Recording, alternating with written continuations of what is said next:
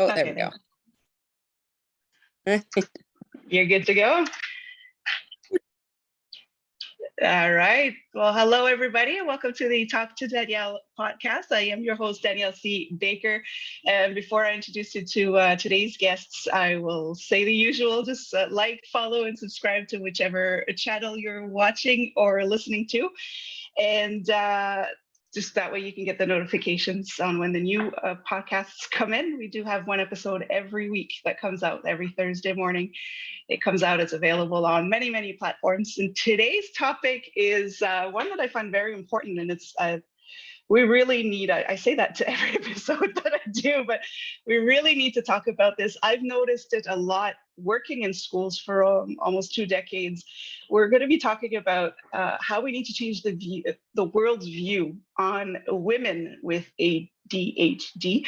And I say that because working in schools, we used to have girls in schools who had been diagnosed with ADHD, but they weren't taken seriously. We spent a lot of focus on the boys.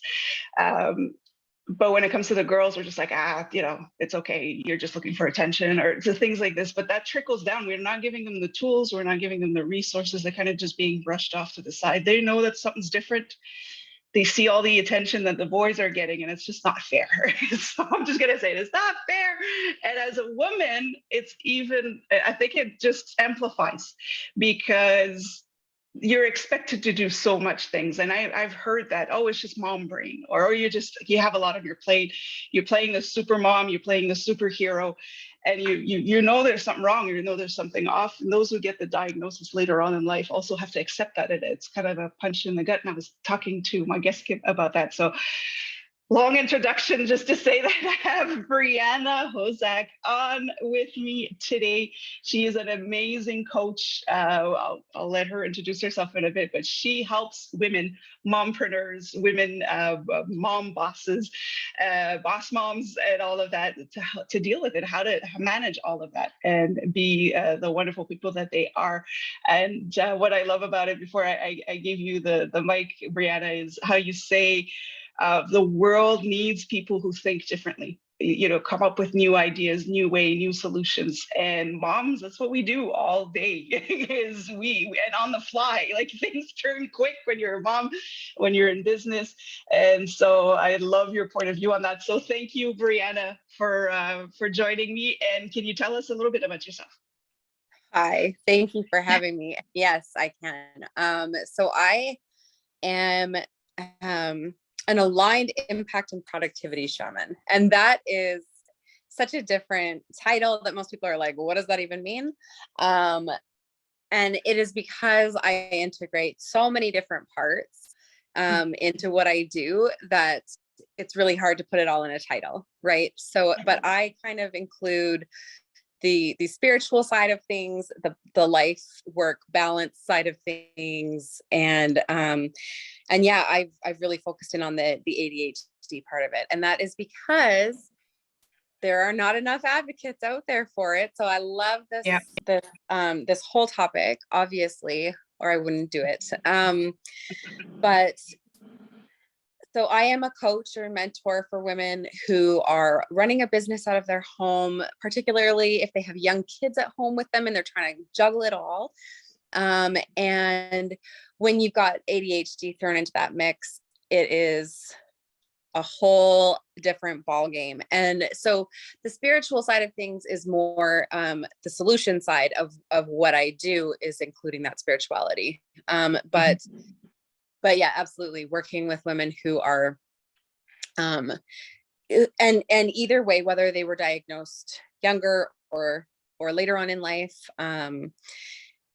helping them to accept themselves, helping them to gain clarity on what they want to do with their life, helping them to get into alignment in their life so that they are headed towards the right goals, and then, yeah, helping them build the processes and learn the tools and systems so that they can manage it all and hold it all, and really, yeah, turning it into a superpower instead of this like drag on their lives, so that they can be proud of who they are and realize that, like, actually one of my core beliefs is that um, ADHD mompreneurs are the most, and I do mean the most powerful subset of human beings on this planet. And that is maybe an extreme statement to make.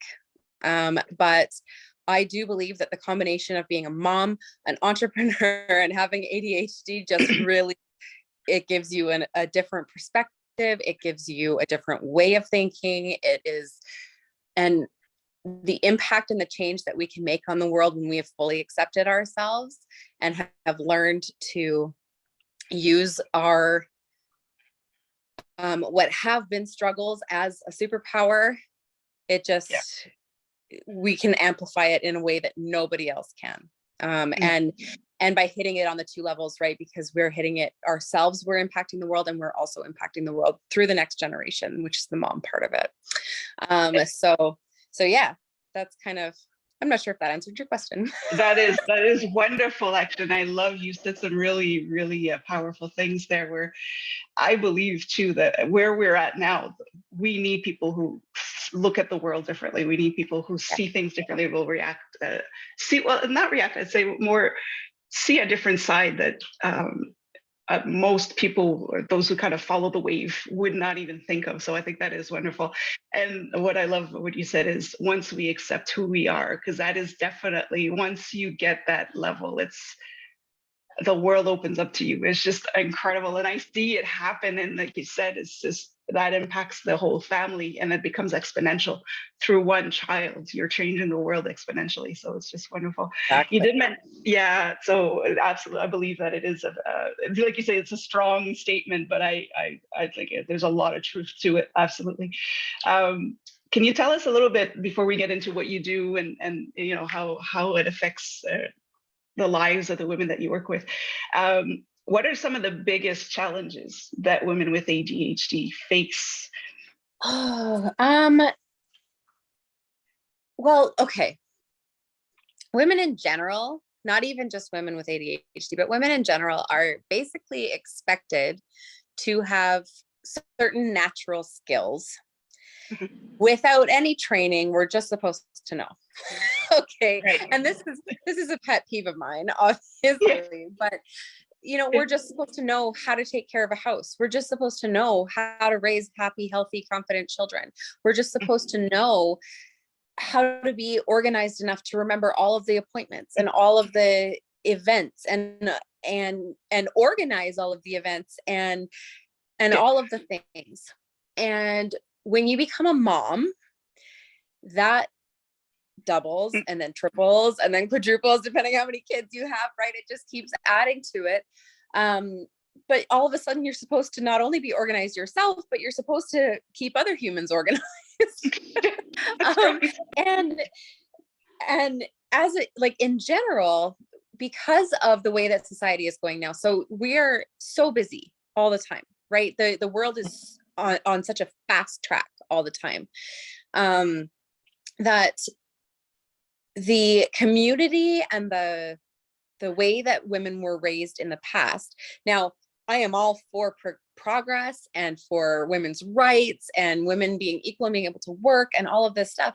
The problem is that we haven't then shared the responsibilities that were women's before with men. And so men aren't expected to just know how to take care of a home, to be homemakers, to be the child bearers, to be the child, not bearers, that is a physiological, you know, like that, whatever, but the child rearers. And so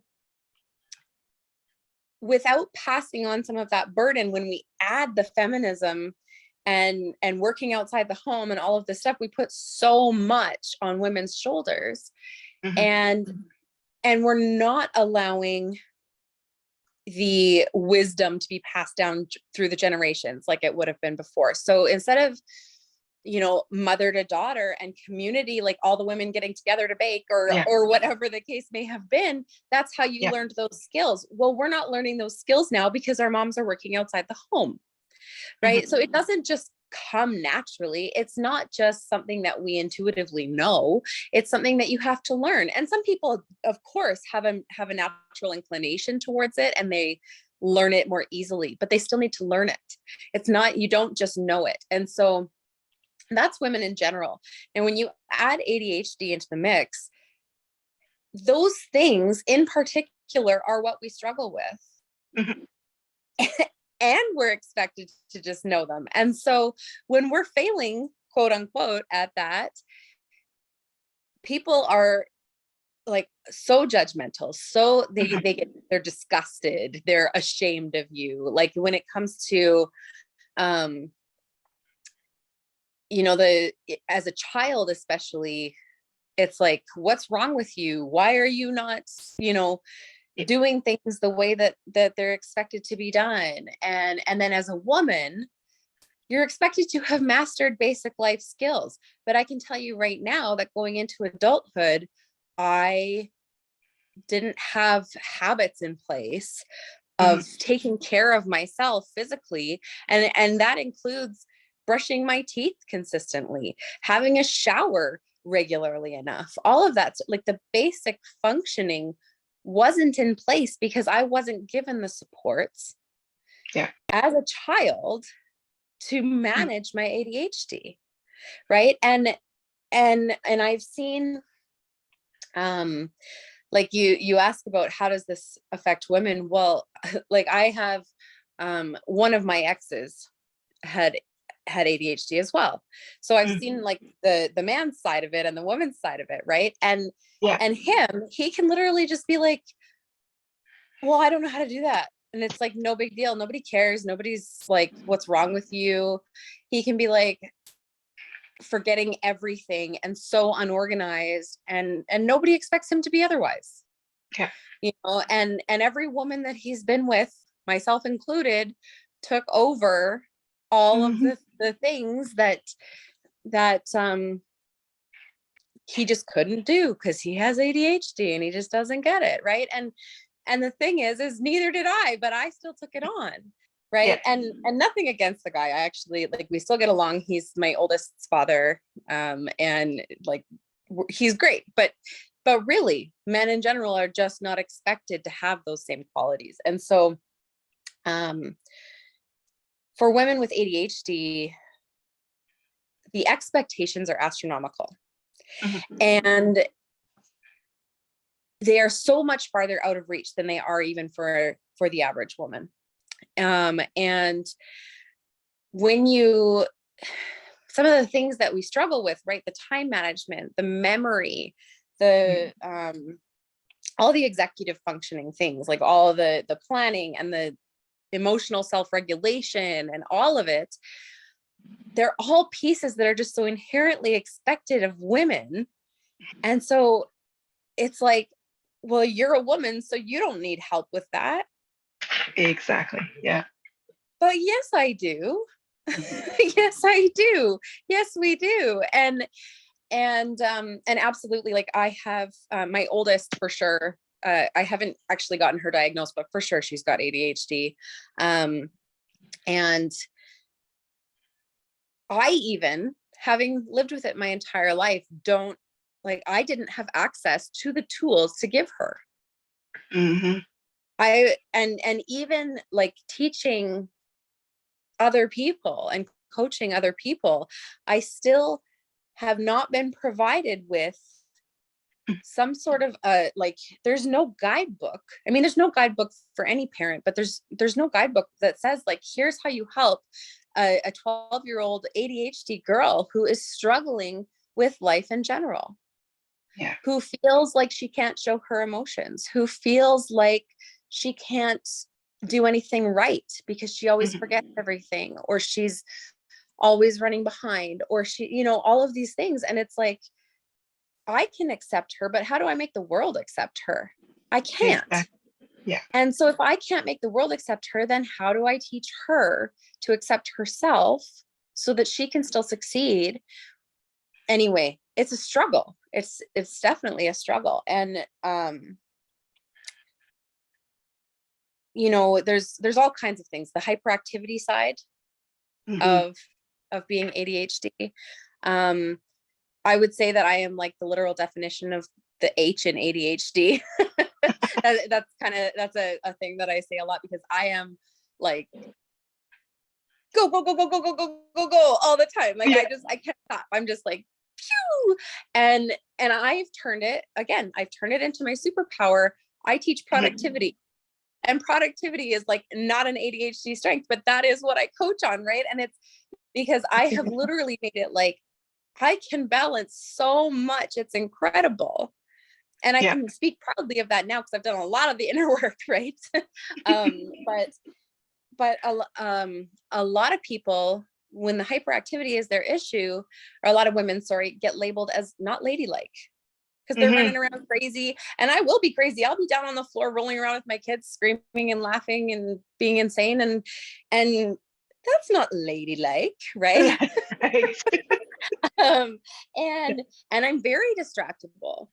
And people label that sometimes as flighty, right? Mm, As like, you're just like, you don't take things seriously, or you're rude. People find it mm, really rude if you get distracted. And when it's something that you can't control, it's not being rude, right? So yeah, that's there are a lot of things. There are very, very many things that women with ADHD deal with yeah. that are not necessarily talked about very much, for sure. And that's why we need to talk about it more, Yeah. because like you said, first of all, you're kind of led to believe that you're the only one going through this, that you're the problem. Yeah. Young girls, I see it in schools and daycares, like you were saying, boys will say, well, I have ADHD, and be like, oh, okay, sorry, let's change this, we'll work around that. A girl will say it and be like, oh, stop being rude is a word that used to be said a lot, or stop looking for attention, or just focus. It's the worst. That just would Yeah. boil my blood when I heard that. It's like asking somebody in a wheelchair to just get up and walk, when they say, okay, well, Yes. just focus. And you see the struggle in that child, and there's nothing, as I could see it, but I didn't have the resources to say, okay, where do I begin? Where do I start with this Yeah. to give this girl a fighting chance? Because when you do go into womanhood, the expectations are even harsher as a Yeah. whole in the society, and you can't ask for help. You're taught not to be ashamed of it, to be embarrassed of it. Oh, So you yes. won't reach out. You don't have, like you were saying, you get that circle of women that should be there to support you and lets you breathe a little bit, is not there. So there's a lot of work. We need to Yeah. talk about it. So talk and talk and talk and talk as much as we can to do it. Before we go on, because this is just before we started recording, I mentioned that because I do work with ladies who get the diagnosis later on in life, and it's like the wind is taken out of them. They take it harsh. It's like a mourning where I'm not who I used to be, and I'm trying to make them to see that you're exactly who you're Yeah. supposed to be, and this is your superpower. How would you give advice as to a woman who's just getting diagnosed with ADHD, and she thinks she's the worst person in the world, she's alone in the world, there's something wrong with her, and she's Mm. just about ready to give up because there's just one more thing on her plate, where it's just, my family doesn't understand me, my friends, nobody can understand me. How can they, just one little thing that they can do just to make it easier on them? Well, okay. So, I mean, first of all, it is so common. And that's the problem, is we don't talk about it. So I love that Mhm. you're empowering that. It's something that I try to put out more and more and more. And people are constantly like, wow, like, thank you for sharing your truth, and thank you for being so vulnerable and all of this stuff. And it's like, everybody should be doing this. And I just, for me, it's just, I know it's hard for people, but yes, I just want to get that story out there. Right. So Mhm. that people don't feel so alone in it. Because that is a huge part of that feeling of like, oh, this diagnosis has just ruined my life, is because it's Yeah. like, well, I don't know anyone else with it. I bet you do. Mhm. I bet you do. And I bet if you like put a post up, hey, anyone else in my life dealing with this, you'd get responses, because there are so many. Mhm. But also, I think the biggest thing is to realize that, yes, like you said, nothing has changed. You had ADHD before you got diagnosed with it. You're the exact same person, Yeah. right? Yeah. Um, and and I am a firm believer in the fact that knowledge is power. Knowledge Mhm. is power. So any knowledge that you gain, whether you're going to school and getting a degree, you then have that to put on a resume. It's easier to get a job. Mhm. If you if you learn more about your human design, you then can use that in your life, in your business, and everything to do things stronger, more strongly. I Yeah. don't, just to enhance everything that you do, because you know where your strengths lie, where your weaknesses are. You're able to play to your strengths and bolster your weaknesses, right? Come up with things to help support your weaker areas. And so this is the same thing. Having this knowledge gives you freedom, because it allows you then to find the supports that you need in your weaker areas. It allows you to lean into your strengths.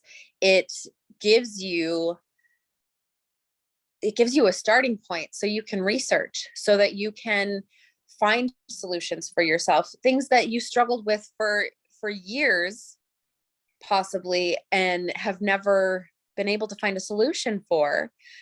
And I always use this example, and people laugh, but it's so integral to all of our lives. We all wear clothes, so we all have laundry. Okay. Yeah. And one of the most common things for women with ADHD is to like totally not even think about doing laundry until every piece of clothing is dirty and you're trying to run out the door and you have nothing to wear, Mhm. like, or, to have the laundry mountains, to have the couch that is specifically designated for laundry, Yeah. that just sits there always with clean laundry on it. There's no clothes in our closets, but there's a pile of clothes on the couch, that you can go dig through to find what you want. And everything we wear is wrinkly because it's never been folded, and so on and so on, right? It's so common. And that's been a problem whether you got diagnosed with ADHD or not. Mhm. But when you find out that you've got ADHD and you have an actual reason for losing track of time so much, and for your lack of ability to prioritize the tasks that need to be Yeah. done, and or not, I shouldn't say lack of ability, but just that it's more difficult, right? We are able. It's just a matter Yeah. of learning tools to help support us through it. But knowing that there's a reason for it, first Mhm. of all, should set you free. It shouldn't make you feel like you've just been doomed to this life, because what it does is it tells you, I'm not an idiot. Right. I don't just suck, right? Mhm. I actually have a reason for why I struggle with this. And accepting ourselves and accepting that this reason is a good reason, and therefore it's okay. We're Yeah. okay. I'm okay. And forgiving ourselves in that way, just that in and of itself opens up the doors to progress. Because Mhm.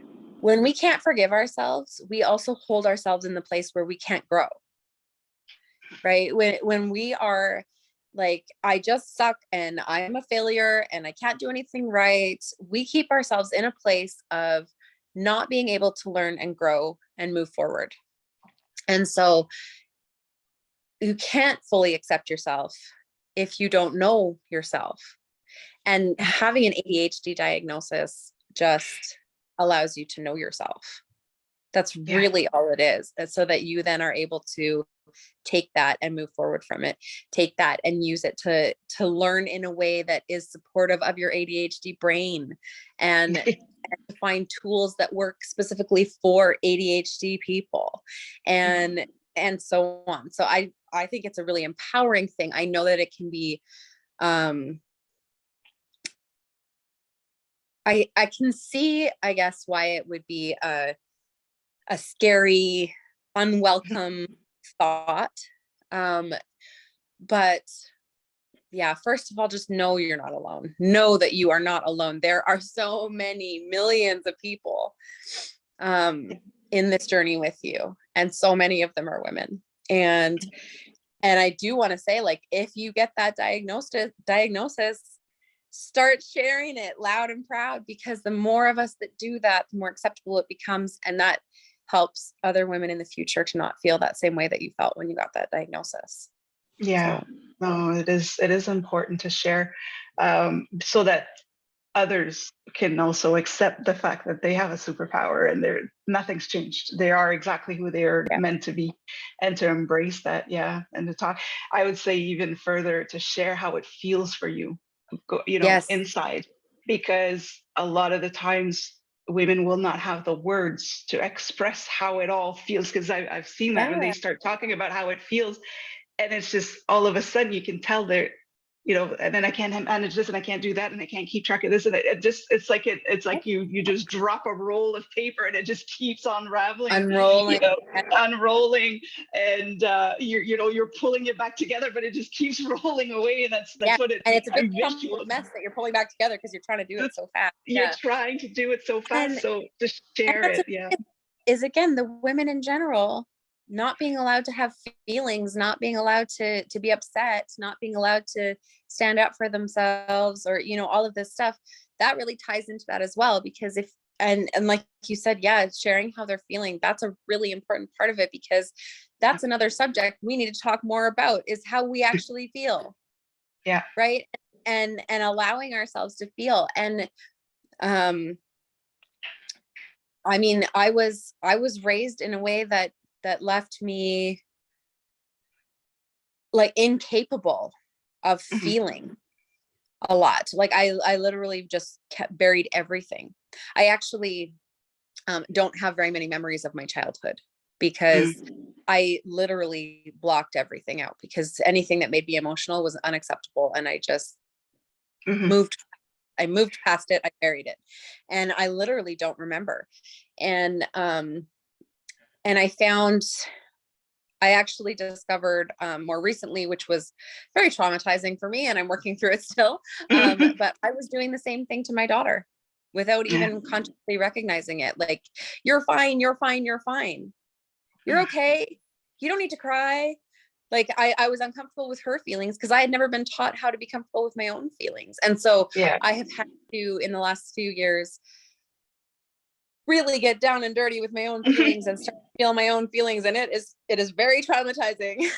It is. And it is a lot Yeah. to work through. And I mean, I highly recommend having support to do that. Right. That is Yes. like having a coach, having a therapist, having all of that stuff. Like, that is so, so, so important. And now I'm getting into the point of starting to accept her emotions and being able to hold her emotions. And I still catch myself like, oh my goodness, are we just like, we're hitting the hormones and we're and I'm being sarcastic about it.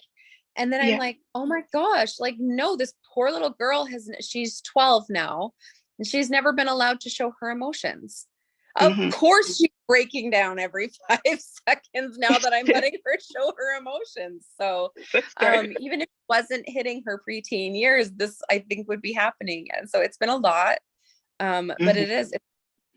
it is a shift that the entire world needs to make, that girls should be allowed to feel their emotions. And you know what, this is not just girls, actually, this is not just Yeah. women, this is people in general, because boys not being able to share their emotions is just as bad and very, very toxic. It is. Yeah. Yeah. And it's harder as well because they're the same. They're really not allowed to show their emotions, but Yeah. it's a hard journey. And yes, you can't. Doing it alone is not easy. You need that person to kind of hold you and say it's okay, because that stuff keeps surfacing. I've done the work Oh myself man. as well. I'm Yeah. still working on it, and it surfaces up in times you don't expect it. And it's just like, what is this? And I've used this term now, and I tell um, my kids, like, I'm not crying, I'm leaking. Like, whatever it is, it's just an old emotion. It's an old emotion. I don't even want to know what it's about, but it's gonna get out. Yeah, I'm it's coming leaking. out. It's just coming out. And it is so freeing to release those. It is. Yes. It's so Yeah. empowering to do that, but it's hard. It is very hard. Mhm. And so, yeah. And then the emotions that come up with, like, I'm different. I have Mhm. ADHD. I'm not the same as everybody. Like, I always knew it. I didn't fit in. And, just like that. Oh, I can just It's a imagine lot. how far that goes sometimes. Right. But no, like, knowledge is power. That's really the Mhm. tip that I would give for that. Just use it as power. Use it to help empower yourself. Use it to help yourself grow. Use it to help you accept yourself. Right. Yeah. Yeah. Knowledge is always power, even if the It knowledge is. sucks in the first place. Yes. That's I right. We mean, make it good. it's like being in a relationship and having that person tell you they don't love you anymore. That Mhm. sucks. That's a slap in the face. That's heartbreaking. Yeah, Still, knowledge is power. Knowing that and being able to start healing from that and move on from that is powerful, it is very powerful. Yeah, that's right? amazing. It's so, I mean, you can apply that in any situation, but that's, Mhm. um, yeah, Yeah. I always look at it like anything that I learn about myself, anything that I learn about anything in the world just empowers me to do better, grow more, Mhm. you know, move forward. So That's right. Um, how let's move. I want to put it into the positive spin. As we talked a lot about yeah, how it feels and all of that, and it's important to talk about it so that women who are listening or watching can say, okay, yes, I relate to this. Can you, how how can a different way of thinking impact the world in a positive way? It really does. I see it on a daily basis, but people are so afraid to think outside of box, to not follow the mm, masses. They're so afraid to be who they, different. Can you share a little bit of how that different way of thinking can impact the world in a positive way? absolutely.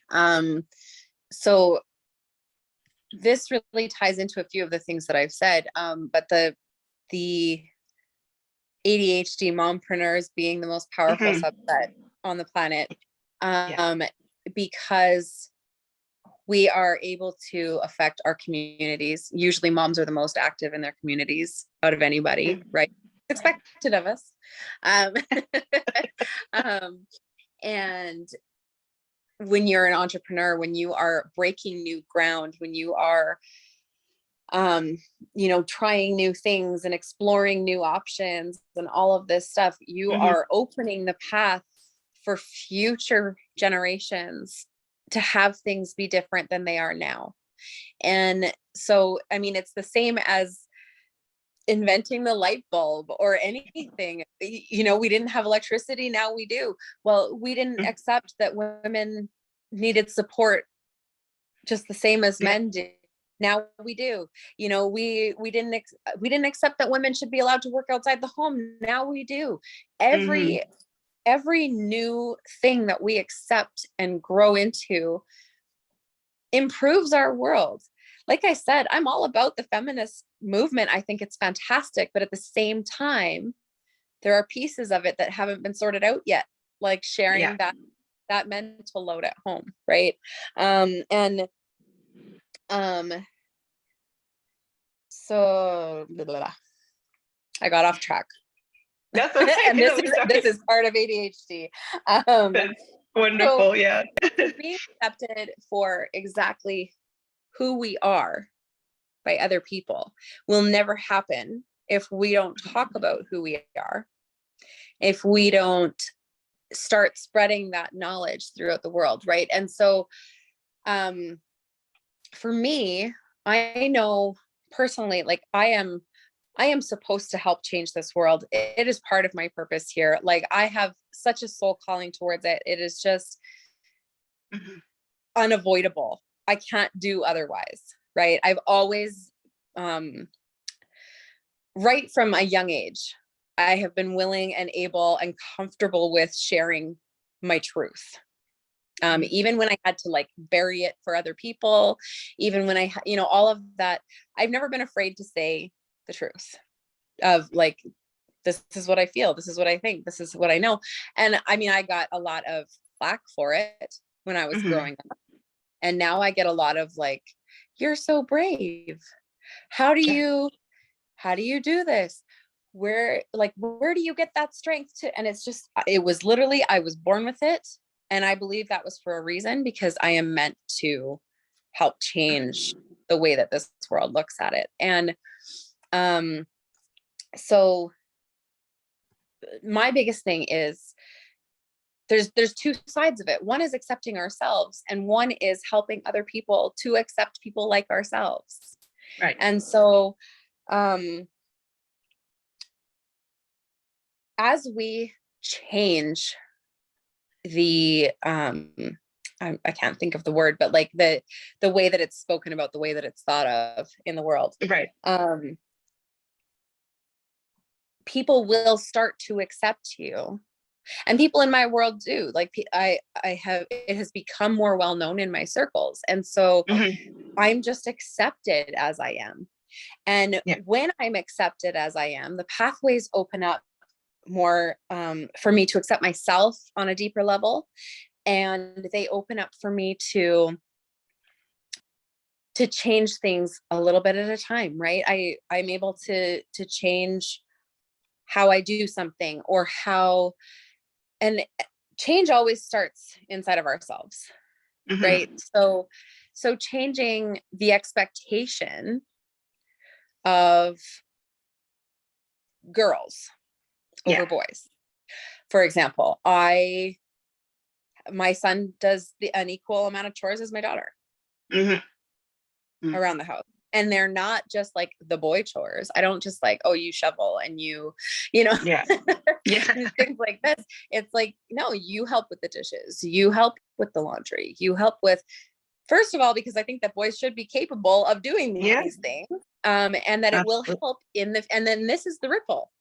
This is the ripple, right? Is first of all, I'm teaching my son to do these things. And when he gets older and he's in a relationship with somebody, that woman will not have to experience having the entire mental load on her shoulders and in her mind, because he will take it on just naturally, because he knows how to do it and he's not an idiot, and he's got a kind heart and he's willing, right? So there's one ripple. I also talk about it. I talk about teaching our boys to do things in the same way that we teach our girls to do them. I talk about allowing our girls to be wild, just like we allow our boys to be. And I actually, this is something I'm more like, this is newer in my world, but like rewilding, becoming more wild. And as women, allowing ourselves to be free and wild and all of this. This is a huge, like, this is something that's more just coming into my messaging at this point, but allowing my girl to walk around in her underwear and a t-shirt the same way that my boy would, or, like it really, if that's what she's comfortable with, then that's what she does. And I do teach her what other people might think. I do teach her the types of people that there are in the world that will take advantage of people who don't cover themselves, or, things like this. But it's her right to dress how she wants to, just like it's a boy's right to dress how he wants to. And so really creating that equality in our own homes is the first ripple, so that they go out into the world and they expect it of their partners. My girls will expect that their partners will support them, that their partners will help around the house, that their partners will take part in the mental load and have to remember appointments and have to, make the phone calls for appointments and all of these things. And my son will naturally just do those things without having to be forced to by a partner. And then the more people that I speak to, the more women that I speak to that then teach that to their children, that ripples out with those children, and it just continues, right? And the generation after that hopefully won't experience this at all. Exactly. Because the boys and girls will just all take part and all share in it and all support one another. And that is the dream, right? And that's how we change how things are, right? A little bit at a time. We start in our own homes. We start inside ourselves. We start this is a bit extreme and not everybody needs to do this, but for me, I tried to implement this in my life with my husband, and it never came to fruition, and he wasn't able to get on board with that. And I'm now separated. It's not acceptable. And so also being able to say, like, I don't accept less from my partner anymore. That is such an important message to put out there as well, that you don't have to settle. And I don't encourage everybody just leave your marriages or anything like that, but like I put in years and years and years of effort trying first, and it didn't get to where it needed to get to. But just that empowering people to, like, no, you are worth it. You are worthy of that emotional support and that acceptance. Yeah. And if someone isn't giving that to you, bye-bye. Yeah. That's it. Yeah. And it's important to show it to not only our daughters, but our sons as well, to know that they don't expect a woman to just put up with it because, you know, I know I always, it's like, but you have a good man, you know, like, why would you want to walk away from that? It's like, but it's still, you can have a good man. It's just still not where you need it to be. You don't, it's not the support that you need. So yeah, absolutely. And if they're not willing to work with you on it, right? And it is the same. Like my son, I'll catch him with my younger daughter. So he's 5, my youngest is 2. And she'll say something and he'll be yelling at her, "You don't say that. You're not allowed to say that." And I'm like, "You just said that." And I see it, right? I already see it. They're 5 and 2. And I already see where a boy is telling her what she can and cannot say and how she can and cannot behave. And I mean, it sets me off, right? I'm like, no, we're not doing this. But, but we need to do that with adults as well. Yes. Yeah. And it's important. It's important though, that we teach the next generation to do it differently. It just is, because if we're not doing that, then standing up to our spouses and expecting it of other adults does nothing. It does nothing. We don't teach it to the next generation as well. So we have to be true to that message in both aspects. We need to be putting it out into the world, and we need to be expecting it in our own homes, right? And so that's Yeah, I love how you explain to your children that people are not going to see that point of view yet, because it's a new way of thinking, it's a new way of approaching things.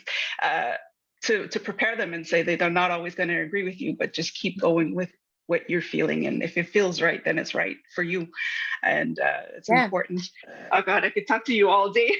Gonna move on to the. I can talk about so many things all day. Oh my goodness, you're preaching to the choir right now. No, I mean, this is what I try to do as well with, on my side of things. I'm trying to change that a little bit at a time. But what would you say for ladies, for women? We're going back to women with ADHD who wants to start a new business. They want to, there's something where something's calling on them, but they're so all over the place. They're already having a difficulty managing the home environment, everything else that comes with it. What are some of the small steps that women can take to get that forward, a really good forward movement in starting their business, or anything, any new project or anything like that? Yeah. So there are so many things. But I'm trying to think, like when I'm working with a client, for example, usually the first thing that we approach, and the struggle is real with getting women to spend time, particularly mothers who have this like complex where they feel guilty anytime they put time into themselves, which is, I was there, so I understand it, but I will also say it's absolutely ridiculous. We cannot be our best for everyone else, whether that's our kids, our partners, our extended family, our friends, our community, or the greater world. If you are wanting to build a global, business of some sort, it doesn't matter which aspect you're looking at. If you aren't taking care of yourself, you are not going to be able to make that impact on other people that you want to be able to make. And so, prioritizing themselves. And I know the objections that come up to this. I know that it's like, that has nothing to do with my business, or that, like, I don't have time for that. If you don't have time to take care of yourself, you don't have time to build a business. That's so true. And I will be so blunt about that. If you don't have time to take care of yourself, you don't have time to volunteer in your community. If you don't have time to take care of yourself, you don't have time to clean your house. And really, that might sound really harsh, but when I wasn't taking care of myself, I wasn't volunteering in my community. I couldn't hold that. When I wasn't taking care of myself, my house was a disaster all the time. When I wasn't taking care of myself, my business attempts were were weaker. They were just not as empowered and not as fulfilling, not as aligned. They didn't feel as good for me. And when they don't feel good for you, people feel that.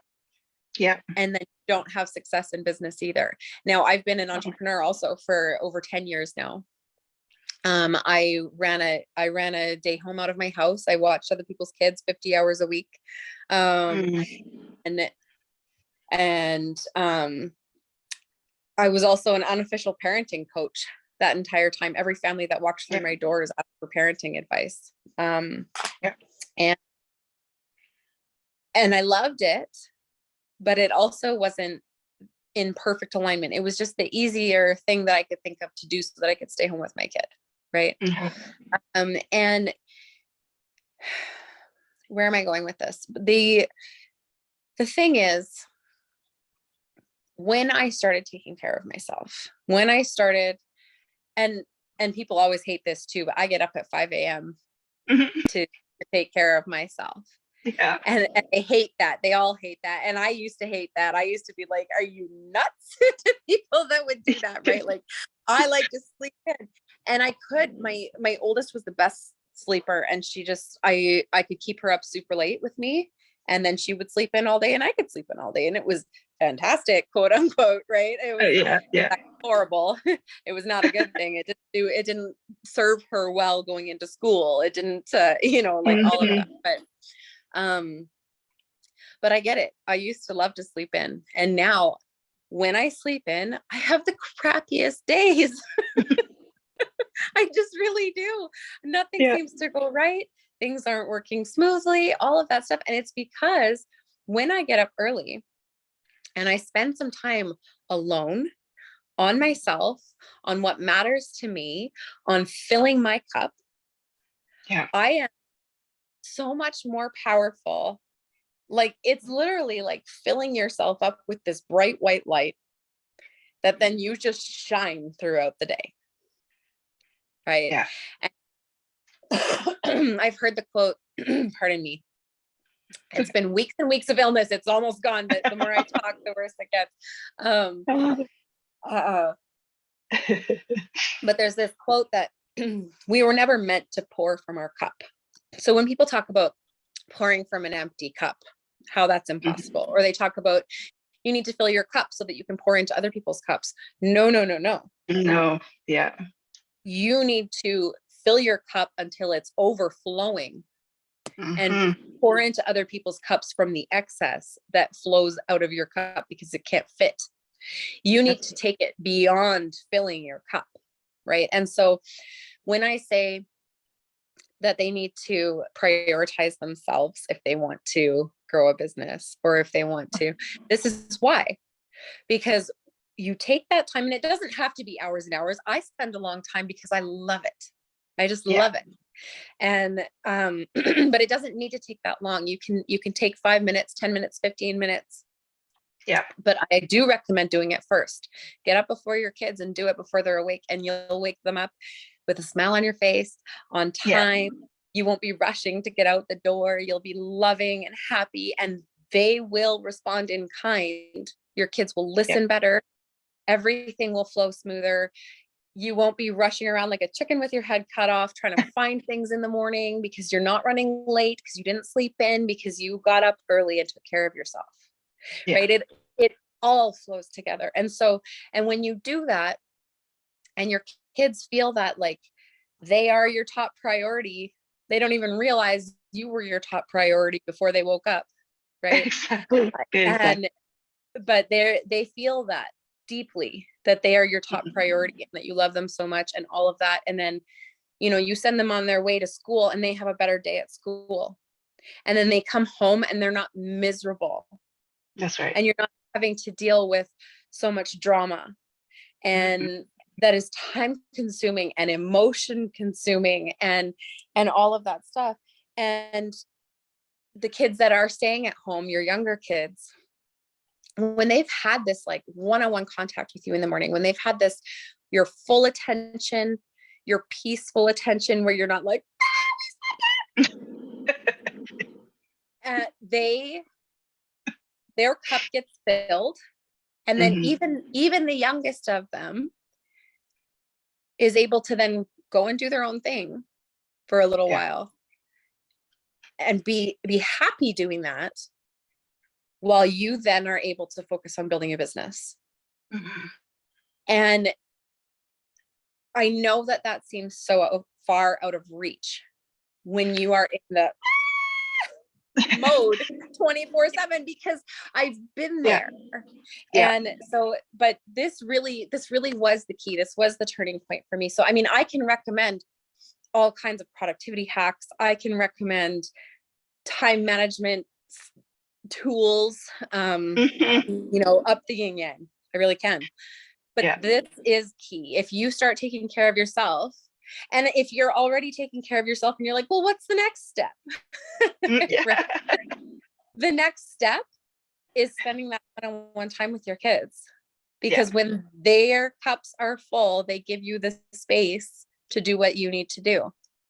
And I can keep going down the list, right? All of these things trickle out, but there Yeah. is an order to it, and it does matter. Yes. And it And starts doing with it in you. order is important, and it starts with you. Yeah. Yeah. And you're so right. And it's important to talk about that as well, because when you're in that moment, I've lived through it, I'm speaking from experience as well.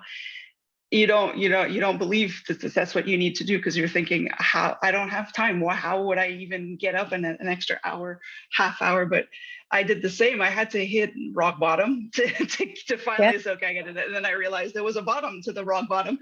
But when I realized I couldn't even find 5 minutes in a week, Yeah. 5 minutes in a week for myself, that's when I said, oh no, this I'm definitely doing something wrong. And that's where it started. Yeah. 5 minutes a week. And I was Yeah. ashamed of myself, just like, how did I let it get to this?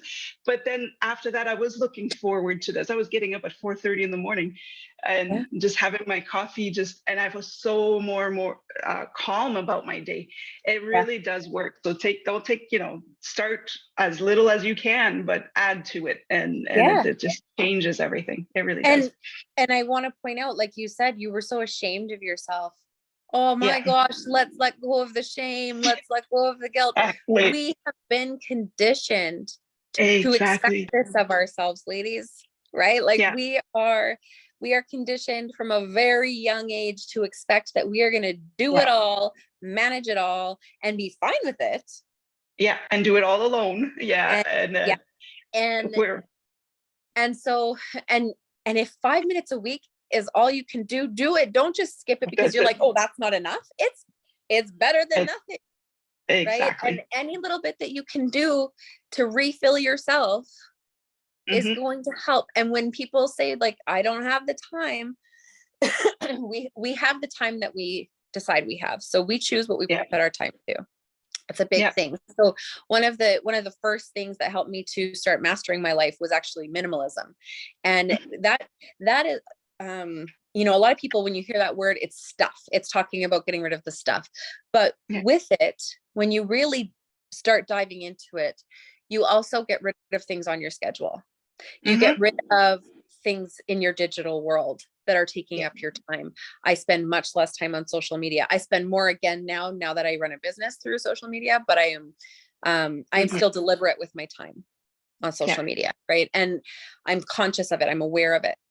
So when I choose to spend less time on things that don't matter to me, and so this is getting clarity on what your priorities are, and then prioritizing them and Yeah. deciding them and choosing them over and over and over again, right? So you sit and your first priority should be you, because you can't put as much into anything else. But then Mhm. it's the same, like you just go down the line, right? If you want to be able to support clients in a coaching container, if you want to be a coach, you cannot show up in the same way for those clients if you aren't taking care of yourself. And they're going to feel it, and you won't have the clients. And the kids, when their needs aren't met, are going to be more needy, and they're going to take more of your time. So choosing to just shove everything else aside and make the time to take care Yeah. of yourself is going to create more time later. At first, yes, it's hard to fit it in and you have to choose to let some other things go. But then you start to get more done in less time. Yeah. And you start to have less obstacles come up in your path that slow you down.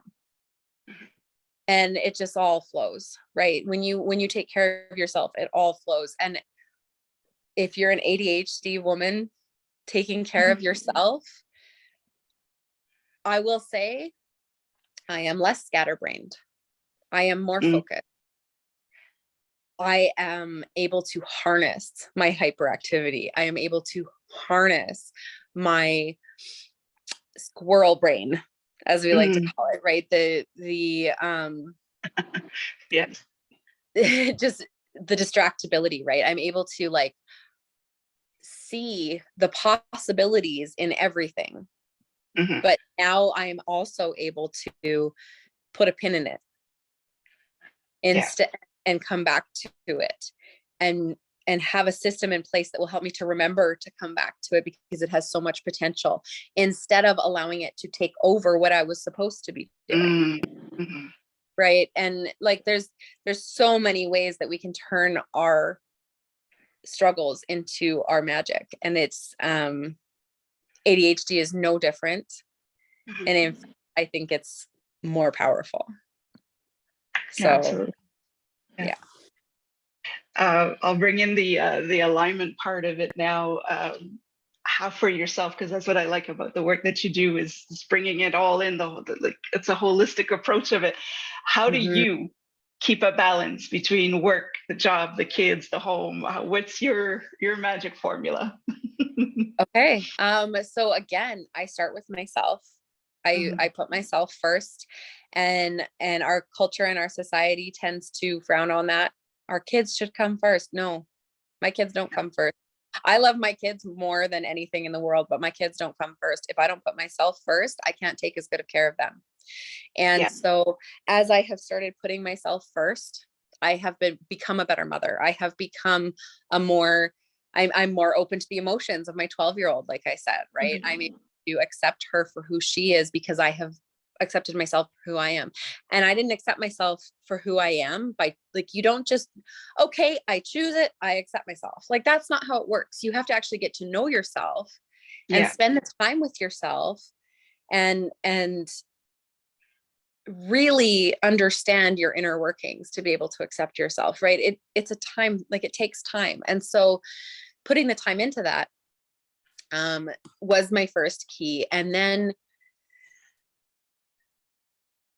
another quote that I really like to mention, and I can't remember at the moment who said it, but work expands to the time that you give it. Work will expand to fill the time that you give it. So if you give it 24 hours a day, it will take you 24 hours a day. If you give it 17 hours a day, it will take you 17 hours a day. If you give it 5 hours a day, it will only take you 5 hours a day. And if you give it 1 hour a day, it will only take you 1 hour a day. And so I apply this kind of across the board, right? I could, if my priority was to have a spotless house, like a germ-free, spotless house, I could spend 24/7 cleaning my house. Like it is a possibility, right? It's in that realm of possibility. I could literally sit there scrubbing corners and whatever until it took me 24/7 if I chose that. I don't choose that. My house is clean. And like, that's not, but like it is one of my priorities, but it's not the top priority. But yeah, so I take care of myself first, and then having a deep, connected, present relationship with my kids comes second. And I think that like I said, I'm separated, but for any of you who are not, having a deep connection with your partner is also very important. Having like the whole family unit, right? But having it be individual. So I spend one-on-one time with each of my kids doing different types of activities that are the most supportive to them with me. So my youngest literally would color 24/7 if I let her. And so when she asked me, Mama, color with me? Yeah, okay. Do I want to sit there coloring for hours? No, I do it. because that is what helps her to know that I'm there for her, that I care about her, that I care about what she loves, and so on. And that will ripple out as she gets older. And same goes for my son. He loves playing board games, even though he doesn't really get the rules yet. We do that Yeah. all the time. My oldest right now, she's too cool for most of the stuff, so we watch shows together. You just roll with the like punches. Yeah, it depends on what stage they're at, right? But right now, that's what's been working for us. We also do read together.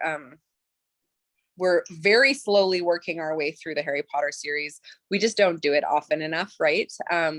She reads so much on her own now at this point that it's kind of like, well, we could read a chapter together, or I could go read half my book. Like, so she just like, I think we're almost getting to the point where she's just going to take over reading it on her own. Like, we started it when she was quite a bit younger, and it's just taking so long, right? That it's, anyway, that's totally off topic, but spending that one-on-one time with them doing what they love,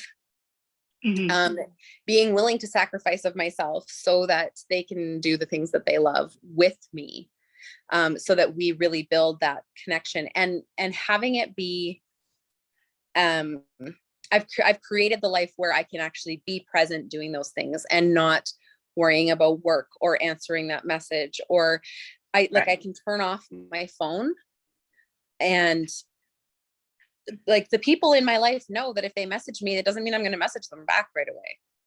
Yeah. I message them when I have the time, because they are not my first priority. My family is. And that has been, I had at the beginning, when I first started putting that into place, I had people get angry with me for not responding right away. And it was just like, excuse you, who are you to expect me to respond right away? You should be my priority over my kids, over my husband, over my home, over my, like, no. But that is what a lot of, our society has become, this like, go, go, go, go, go, go, go. And we're always on our phones and whatever. And so choosing deliberately to remove that from my life helped me to become more present. So that's a little tip for, like, if you want to actually get more present with your kids, not just spend the time, but actually be present during that time. Be present. And then having, I've built schedules for my cleaning in my house, because if I don't have like Wednesdays, this is what I do. Mondays, I wash all the towels so that I don't forget to wash my towels for weeks, and then like they end up being so sticky or whatever. Like, I've put in the time to figure out what systems are going to support me in the areas that I struggled with. I would forget to wash towels forever. So for me, I had to like actually say every Monday is when I wash towels. And I do it without fail. I stick to it, because if I don't, then I'm like, how many weeks has it been? Right. And so, so I have those in place, and it's not that I never miss a day on anything. I do. But accepting myself for that, and like, it's okay. We just continue. We just move on to the next thing. That will come around again. It will have its turn again. Right. And so it's just like, instead of, I'm sure you've probably heard this, but shoulding, SHOULD, shoulding all over yourself. Right?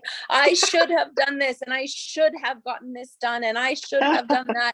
And we just make ourselves feel like crap. And when we feel like crap, we get less done. That's right. And it's not about just like, oh, whatever, I don't have to do anything, I don't have to take the responsibility. Yes, I still take the responsibility, but when I make a mistake, when I slip up, when I forget something, it's okay. And just learning to like, no big deal. And I mean, this is what we teach our kids, right? Our 2-year-olds, when they feel something, no big deal, it was just an accident, we're gonna wipe it up, like, no big deal. Well, we need to do that for ourselves too, right? And so I take care of myself. I spend time being present with my kids deliberately every day. I do little bits around my house to keep my house clean every day. I don't love having one big long cleaning day, not my thing. So I do a little bit here and there. I've also built structures into that, like having cleaners in my bathroom, so that every time I'm in the bathroom, if I notice something, I can just wipe it down right then, right? And then it's just done. And not like procrastinating those little quick tasks. Mhm. Because now I've experienced how little time they actually take, and whatnot. And then, um, so it's always myself, my kids, my home, and then my business kind of thing. And with that, it's a little bit of like a give and take. So Yeah. sometimes my extended family or my friends need to come before my business, and sometimes they come after my business. And it just depends really on where Yeah. I'm at, what's going on. Um, but with my business, I'm always looking for ways to shortcut to, and not shortcut and do a crappier job, but just like, how can I make this take less time? What am I Mhm. doing that I don't actually need to be doing, that I can just take off my plate? Right. And and even with spending a couple of hours to myself in the morning, every night, I Mhm. have time to myself again before That's I go to nice. bed. Yeah. And I read a book that is not work related, that is not personal development related, that is not stimulating my brain. I read fiction that is just for Mhm. fun, and that I can just like turn right off, no problem, and fall asleep afterwards. I turn my Right. screens off um, an hour before I go to sleep. Most of Mhm. the time, again, I'm not perfect with any of this. These are the rules I live by, but I don't always, Yeah. not perfect, right? Yeah. But I turn them off, get that blue light gone so that I get the better sleep. I sleep less hours, but better quality sleep than I ever Mhm. did. Um, I eat more healthy foods in my life that support my body feeling good. Like all of these pieces, they all tie in together. And that seems really intimidating when you're like at the point in your life where you're like, everything is wrong, nothing is right. How Yeah. do I fix this? And that's why I always say you just start by taking care of yourself, because when you take care of yourself, and taking care of yourself means something different for everybody. So when people say self-care, I feel like it can be really off-putting online, because Yeah. it means something different to everybody. But if taking time for yourself in the morning to sit with a cup of coffee and just sit in the silence and not have Yeah. somewhere to be or something to do, that is amazing self-care. That is where I started. Okay. Yeah. And now I meditate and I journal and I drink a ton of water and I eat a healthy breakfast before my kids are up. And I do all of these things, but it didn't start out that way. Yeah. Right. And so I think like whatever is going to fill your cup the most. Um I had one client who, her thing was to exercise and then to learn. Like she took her self-care time in the morning was physical exercise, which I avoid so much when I shouldn't, right? And then she would spend time learning something because she had so many things she wanted to learn all the time, but she never Yeah. set aside time for herself to do that. And so that was her self-care, was to spend time learning. And that's okay. Yeah. Absolutely. Whatever it is that fills you up and makes you feel amazing is what you Mhm. should do for your self-care time. And that, so making that a priority, it will just start to ripple out into the rest of your life. It will cause you, like it will create clarity for you so Yeah. that you're then able to see what needs to change in the rest of your life. It will clear the pathways for you so that you're able to like, I see how I could spend 5 to 15 minutes with each of my kids every day Yeah. without it feeling like a drain on me. I see how I could manage the cleaning in my home so that it's not never ending. That's always the thing. Oh, the laundry never ends, the dishes never end. I mean, it's true, Yeah. but there is a point in every single one of my days where I have no dishes to worry about and no laundry to worry about. And that Yeah. is an amazing feeling, let me tell you, coming from the laundry mountain queen and the laundry couch queen and all of it, because I was there. Yeah. And it just, all of it stems from taking care of ourselves, all of it. Mm. So Yeah. if you take that time, it will create more time in every other area.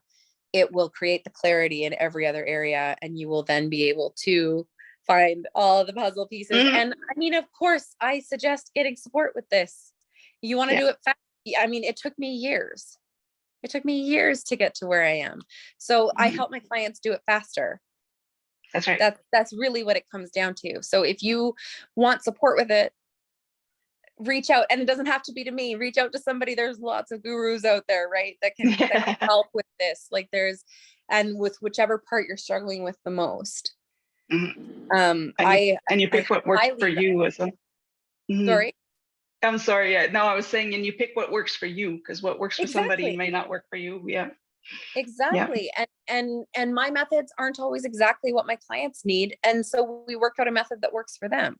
Right. I don't just like teach my one strict way and that's it. Like it's just a matter of finding, and this is where my ADHD superpowers come into play, because I am so amazing at thinking outside the box and finding what works for a specific person instead of, no, this is the only right way to do it. Right. Like if I'm going to propagate that there's only one right way to do it, I'm no better than the people who are like, oh, girls can't struggle with ADHD. Yeah. You're right. It doesn't work. There is no one right way for anything. I don't believe that for a moment. And so, and that is what I think is such a superpower for women with ADHD, especially in business, where we're just able to be like, no, I can do this differently. Yeah. Yeah. And being able to do things differently releases us from having to worry about all the expectations of men and of the world and of, all of the things, because we find a better solution. And it and it might take people a while to adjust to our solution and like accepting it, but then when they see that it works, they always accept it. When they see that it works, it's like, okay, well, I mean, if it works, it works, right? It works. If they don't, they're really stuck in their ways. But you can't get them all. That's right. Exactly. What is new with you? What do you got going on? Any new projects? Anything new coming up for you? Yeah. So over the last like year and a half, I ran a quarterly mini mind, which was to plan in your business for the next quarter. And actually I have adjusted it because before I ever decided I'm working with ADHD women, I was working with ADHD women. They're just the people who I called in. And so, so when I was doing this, the way that I had it set up wasn't actually ADHD friendly. I had it spread out over 3 weeks. I had it like, we had one call one week, one call the next week, one call the next week. And I had to do so much chasing down to get them to do their homework or to do the things that they're supposed to do in between, because it was just all spread out and they're like, they don't have the time awareness. Right. And so it was like, a week already passed. What? I didn't do my homework. So, so I have actually changed it now, and we are going to do a 3-day retreat, which we will plan out our entire 2023. And I will also provide like, this is how you can review your stuff quarterly and help keep yourself on track and in alignment. So that is one. That one is coming up the first week of January, like hopefully while a lot of people are still off on holidays with schools out and stuff like that. So that they can spend a little bit of time on it. I know a lot of parents, like even if they work outside the home, but they're trying to like build a side hustle, this kind of gives them I'm home anyway, so I can do this right now while I'm off with my kids. Right. So yeah, we're going to do that the first week of January. And then starting the second week of January, I am running a 3-month mastermind actually, called the Chrysalis Incubator. And this is, we are building a habit of being in alignment. And so even if you're not super spiritual already, I think it's really important to have a spiritual practice, whether that is like sitting in nature and staring at the beautiful colors, meditating, praying, going to church every Sunday, whatever works for you. Right. And so this mastermind, this incubator is going to be, for women to explore different modalities, first of all. So I actually have a bunch of guest speakers lined up that are amazing. I'm super excited about it, that will talk about different modalities of spirituality. So like we've got, deep breath work. We've got, learning to manage your energy cycles, especially as a woman and particularly as an ADHD woman. She specializes in helping us to understand where we're at in our cycle so that we can, again, lean into our strengths and support our weaknesses, right? And I've got actually my shamanic teacher who's going to come in and talk to us about shamanism. I can't remember the exact wording she used, but like, I'm so excited. I possibly have a lady coming in to talk about dolphin Reiki. Oh, nice. Like, just there's so many different things to explore. And so this is going to be a container where we explore different things.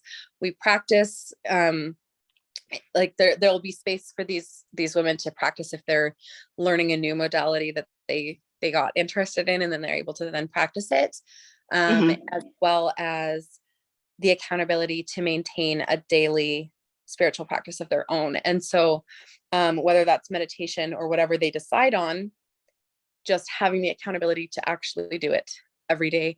I do think that spirituality should be part of our self-care, personally. And so while I'm not going to force them to do it in any particular way, right? It's a matter of like, let's just make sure we're doing this every day, getting in touch with ourselves, getting in tune and getting aligned so that our days are pointed in the direction we want to go. Right. We're heading in the right direction every single day because we're focused on this. And so yeah, it's this is a more spiritually focused one. Absolutely. Like 99% of my clients have ADHD. So, you know, I will incorporate the methods that I know of to help women with ADHD during it. But yeah, those are my two big things I've got coming up. Both of them start in January. December, I am taking time off. So I just didn't want to start something and then take a big break in between. Right. So, yeah. That's great. No, those actually sound really good, especially when you're starting off the year, to be focused and, you know, prepared for it. It's amazing. Yeah. Before we close off, I always ask a question that's a little girl had asked me in an interview, and I promised her I would ask everybody I interview. And that question is, what do you want to be when you grow up? I love it. So I actually have very high aspirations. That's good. I want to do public speaking globally. I want to travel and speak on stages globally. I want to be a best-selling author multiple times, more than once. I have so many ideas, right? Another ADHD quality. I actually have a more personal purpose of helping to heal the earth through earth magic and shamanism, which is very, like, for some people, very out there. It used to be very out there for me. I've discovered this purpose along my journey, and it is nice, beautiful and powerful and amazing, and also a little scary as I dive into it. But it has been it's been beautiful at the same time. And actually, I plan on creating.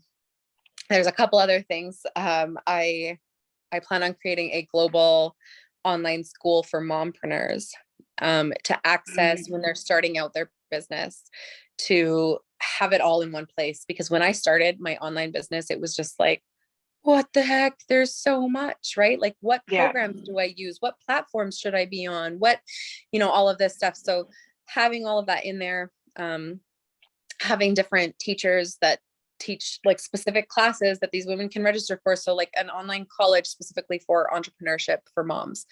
And then I also plan on introducing entrepreneurship classes in physical schools, in like from elementary to high school schools. And now I get held up on this. I always want to say that I want to offer scholarships for young girls to get into this, but then I also I don't want to flip the script and have it be that we just ignore boys, right? So I'm not sure about that, but I think specifically the scholarship for girls to get into my online Yeah. The online entrepreneurship college type of a thing. So I'm not sure how it's all going to play out or look at this point, but like I said, I have huge aspirations. Right now, That's I'm great. actually illustrating a set of children's books because it's a book on entrepreneurship for kids. And I was like, Nice. how aligned is that? I have to be part of this. Exactly. So That's I right. took a lot of different things, but yeah. So, and this is the beautiful part of it, is not knowing how it's going to come up, but it will. And that's your superpower, Yeah. the creativity, the thinking, looking at the bigger picture, thinking outside the box is what gets you there. So it's the journey itself Yeah. is the Oh, fun part. totally. It's Yeah. amazing. I've kept you long and that I could keep going, but for people that want to learn more about what you do, what you teach, working with you, and all these upcoming great projects that you have going on, how can they reach you or follow you or contact you? And I will put that information in the description and in the comments as Sure. well, so they can contact you. Yeah. So my main focus is on my Facebook group. I'm creating a community there for women to come together and have that support. And that circle that we don't have anymore in our lives, right? So Yeah. that is what I'm building in my Facebook group, just to have everybody have that access. I also do share lots of tips and things like that in my group. I do now a weekly consciousness shift, which is just a mindset talk. Like I just kind of rant on specific subjects. And so far they have been like, people are like, that is amazing and like mind blowing, all this stuff. So they're great. I also do shamanic card pulls inside my group and things like that. So it's a really fun space. It's a great community. I love it. And I have, again, big ideas of where I want it to go. Right. And so that is the main focus. I am on other platforms, but barely. So really Facebook is my space. Absolutely. Like they can find my services on my website and stuff like that, which I can also give you to post. But they can find me on social media, Brianna Hosack. Pardon me. And whether they follow my personal page or join my group, if they're aligned for the group or whatever, that is really the best way to reach me. And I always welcome DMs. I love getting to know people. I'm very friendly. And particularly for members of my group, I love to really deeply know them and build those relationships. So yeah, my group is the main, for sure. Excellent. And I'll put that information in the comments in the description so people can follow you. So again, thank you so much. Like I said, I could talk forever about this, and I think it's great. I really appreciate you coming on and getting a conversation going. And anybody who's listening and resonates with you, do join in on the conversation, put in your comments, and let's help everybody out there that needs it. So thank you so much. Thank and you for everybody. Putting up with my long speeches, because I talk forever to you about this stuff. So oh, it's wonderful. That's why the show's called Talk. Lisa, we gotta talk. So for everybody listening, again, don't forget to follow, like, or subscribe to the channels. Make sure you follow Brianna as well and the wonderful work that she does. And until next time, stay safe, stay awesome, and we'll talk soon.